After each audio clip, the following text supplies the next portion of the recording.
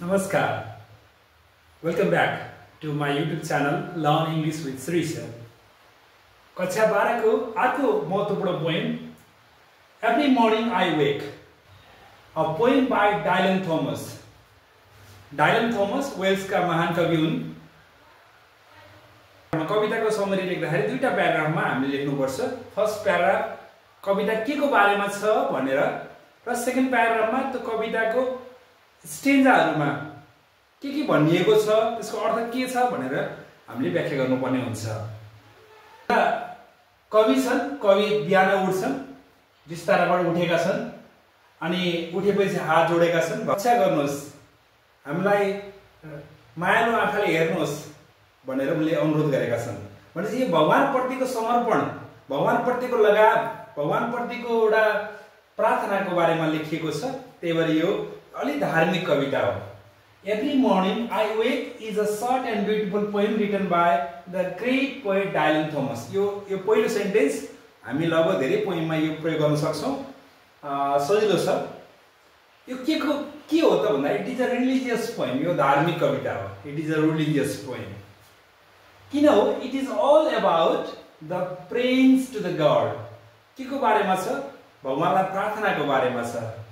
For the mercy, कृपा and well-being, राम्रोपन of the people living in the blaze of the speaker. कविको blaze, गाउँ, जुन गाउँको नाम पनि लेखिएको छ मिल्कवुड.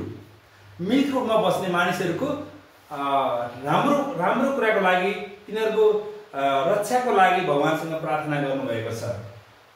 This poem is taken from the poetry collection. एउटा कविता संग्रहबाट निकालिएको हो.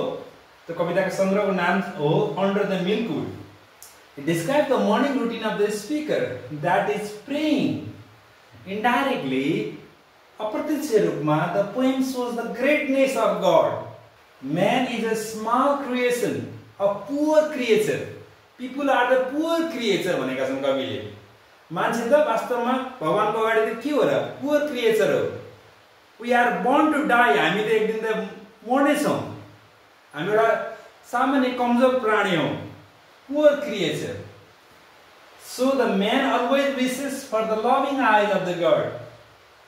अनि दोस्रो प्याराग्राफमा के भन्यो भने here the speaker is a devotee of God. एकदमै सजिलो सेन्टेन्स बनाउन is को प्रयोग गर्न सक्नुभयो भने is प्रयोग गर्ने. कवि भनेपछि स्पिकर पछि भर्बहरु प्रयोग गर्ने. जस्तै स्पिकरले भन्नुहुन्छ भन्दा स्पिकर सेज, स्पिकरले प्रार्थना गर्नुहुन्छ भन्दाखेरि अब स्पिकर फेरि रिपिट गर्नु परेन. He prays. सब्जेक्ट राख्नुस्, verb राख्नुस्, सब्जेक्ट राख्नुस्, verb राख्नुस्. यसरी हामीले समरी बनाउन सकिन्छ, समरी लेख्न सकिन्छ है.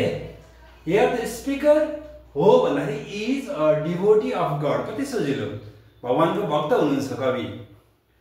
He prays God every morning and every evening. उहाँले प्रत्येक बिहान र प्रत्येक साँझ उहाँले भगवानलाई प्रार्थना गर्नुहुन्छ. He prays God for the blessings. के को लागि भन्दाखेरि आशीर्वादको लागि, भगवानको आशीर्वादको लागि. To the people living in the blaze, the milkwood. यो मिल्कवुड भन्ने गाउँमा जुन कविको गाउँ हो, त्यो कविको गाउँका मानिसहरूलाई आशीर्वादको लागि, मायाको लागि, भगवानको कृपाको लागि उहाँले के गर्नुहुन्छ? प्रे गर्नुहुन्छ, प्रार्थना गर्नुहुन्छ. He extremely begs for the kindness and love of the God. He is requesting God to look at his people with loving eyes. राम्रो दृष्टिले हेर्नुहोस् भगवान. He thinks, कविले सोच्छन्, man is nothing before God. हामी त कोही हैन, भगवानको अगाडि हामी के हैन. Nothing before God.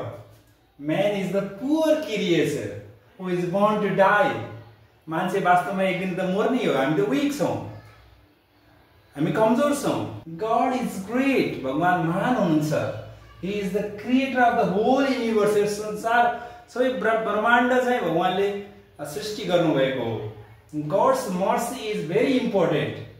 भगवानको mercy, कृपा is very important. एकदमै सजिलो छ, एकदम महत्त्वपूर्ण छ. To make the life meaningful. हाम्रो जीवनलाई अर्थपूर्ण बनाउनको लागि भगवानको कृपा महत्त्वपूर्ण छ. धन्यवाद.